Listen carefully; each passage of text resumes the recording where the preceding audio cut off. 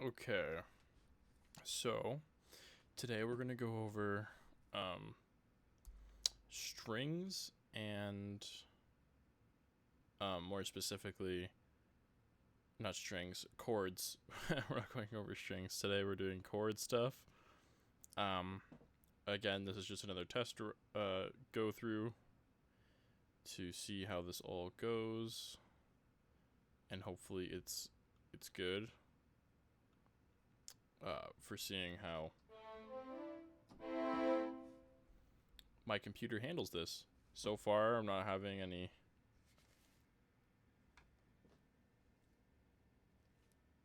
fan problems. That might be my desktop because it's running right now. It has Witcher in the background going. So yeah.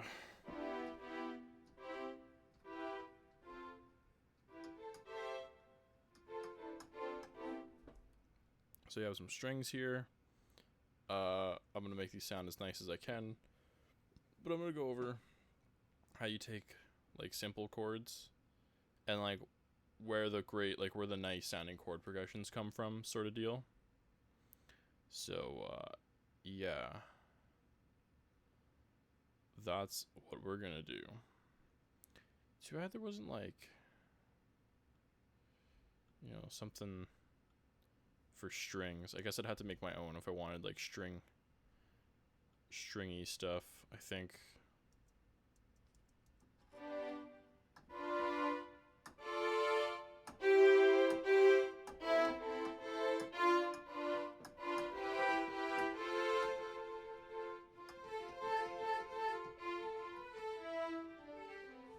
That's a good question. Does Logic have the ability to take off like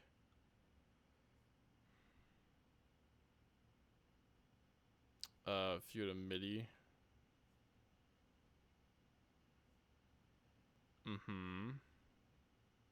No, maybe not.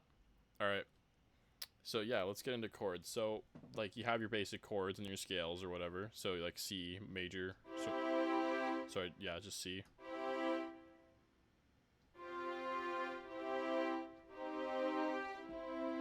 So a C chord. Let's pay attention to the top part here, where we'll say in the key in the BPM area, because this is gonna tell us what chord we're using.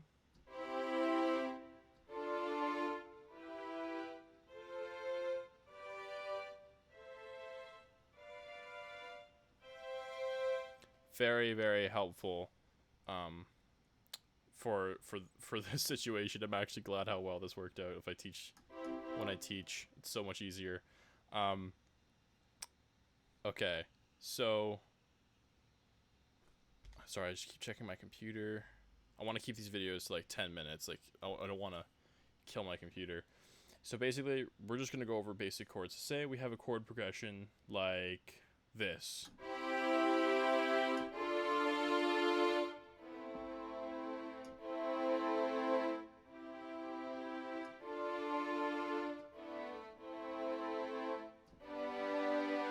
So C, then D minor, then it goes down to a G, or sorry, A minor, and then to a G, and then that's the chord progression, right? So let's draw this out here.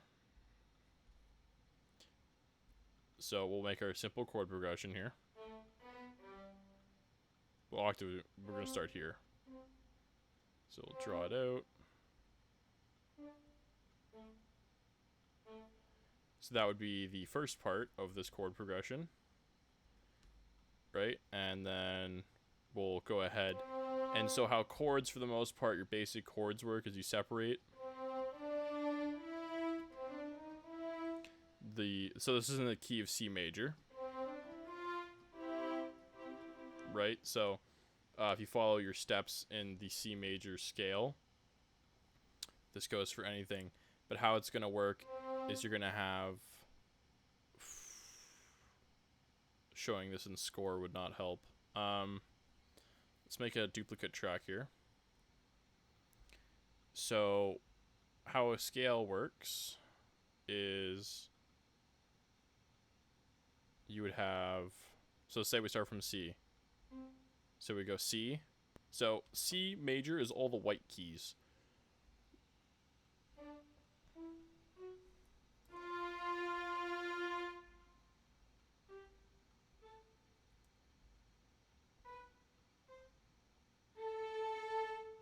So that is what in MIDI would be C major.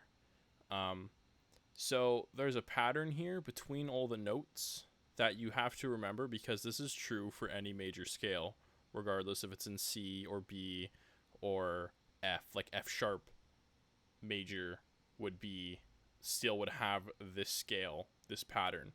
So if you look at every single note on the keyboard, every line here is called a half step from one line to the next. In most occasions, going from one white key to the next is a half step, with the exception of a B to a C and then an E to an F. Those are half steps. So you have to remember that the black key is a half step up from the note you're playing, and then the next white key is a full step from the last white key. So if we go from C to a D, that's a half step. But if you go from a C to a C sharp, that's a half step.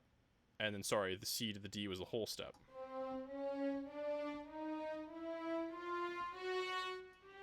Like going up in that fashion, those are half steps. So for major, it's always whole step to the first one, and then half step to the next one, or sorry, whole step to the next one, then half step, then whole step. I lost count. If you start at C, the major pattern is always going to be whole step, half step, whole step, whole step, whole step, half step. So if you can remember this pattern, then that will basically guarantee you being able to do chords. And if not, you can always save some MIDI that looks like this, and then copy it downwards and upwards, and then make MIDI off to the side, then copy and paste that into your arranger once you've made MIDI. And as long as you're only making things on these notes, then you're making things that are in the key, which is important if you want to make it, if that's the struggle for you when you're making music. So we can go over minors. So basically, if you start from A and cover the white keys, that's A minor, even though it shares the same keys to the C major. Oops. So that's A, this is A minor. And if I were to actually copy this up to the C, and we brought these close to together, we can see there is a difference in the patterning. So this is C minor now, even though I made this pattern in A minor. It's still C minor. It's still C minor, even though I made it in A minor. All I did was move this pattern. So if you can just remember, if you start in A and go to A using only white keys, that's your minor. And if you start at C and go to C, that's a major pattern, and it's always true. So you can place them to teach yourself this if you don't remember this in your head, or you don't have the ear to listen for it. When I'm playing chords or something and I try to write pieces in, as soon as I play the wrong note, because I'm not a piano pro, I can hear right away that note doesn't belong, and then just skip that if I'm going to keep doing what I'm doing, basically. So how a chord would work. So there's going to be a chord for every single note here, right? So every note can have a chord. So I'll play them from C to C again, and then pay attention to this top part where it says the key, the BPM, and the signature, and I'll tell you what chord I'm playing. And I am playing a chord from every note between C to C that's in the major scale, not including any sharps.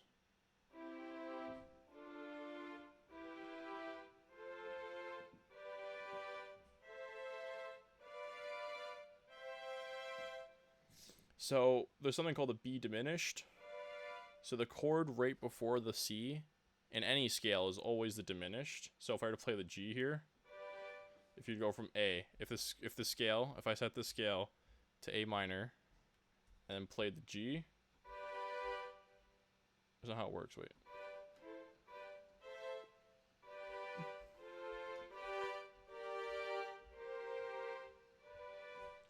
Never mind. Is that just the majors? See, I don't even know what I'm talking about for some of what's going on here, which is